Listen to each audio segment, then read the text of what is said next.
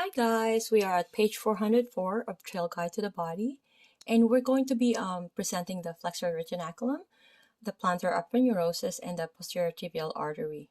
These are very important landmarking, and it's important to know, especially the tibial artery. Okay, so looking at the image 7.150, which is the medial view of the right ankle, we have the flexor tendons, we have the medial malleolus, we have the flexor retinaculum. Okay, so for flexor retinaculum, you can ask your partner to dorsiflex and invert her foot. You can see here the therapist is trying to locate that. So the tension from the flexor tendons will elevate the retinaculum closer to the surface. So the therapist has located the medial malleolus and medial side of the calcaneus. So therapist palpated between these landmarks, strumming across the broad superficial fibers of the flexor retinaculum. Okay, so you can ask yourself this question: Are you between the medial calcaneus and medial malleolus? Continue to explore the retinaculum with the foot relaxed. Okay, it's proper to be on the proper landmarking, especially when we get to the tibial artery. Okay, so the plantar aponeurosis, looking at the image here, 7.151 of the plantar view of the right foot. Okay, so we have the plantar aponeurosis and we have the calcaneus here.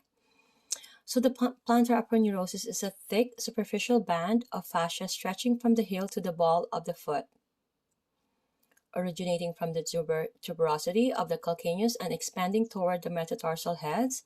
It is important for supporting the longitudinal arch of the foot. Because the aponeurosis is located between the skin and muscles of the foot, it can be difficult to isolate from the surrounding tissues.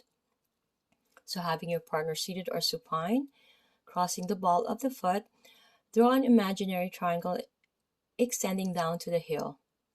Within this triangle, explore the superficial layers of tissue along the sole of the foot. Passively flex and extend the toes, noting how this movement affects the tension of the plantar aponeurosis.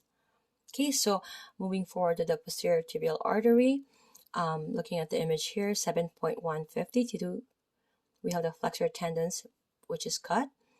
The posterior tibial artery is highlighted.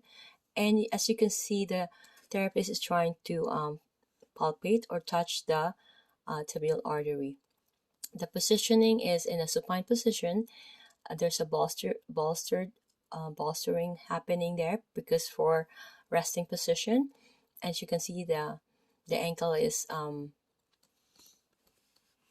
outside, being at the end of the table. So the posterior tibial artery extends from the popliteal artery. Okay, it is superficial and its pulse can be felt just inferior and posterior to the medial malleolus. Okay, partner in supine position, locate the medial malleolus. Using 2 finger pads, we're going to slide posterior to the malleolus and feel for the pulse of the artery. Okay, for the last page, guys, I can't believe we have reached the last page.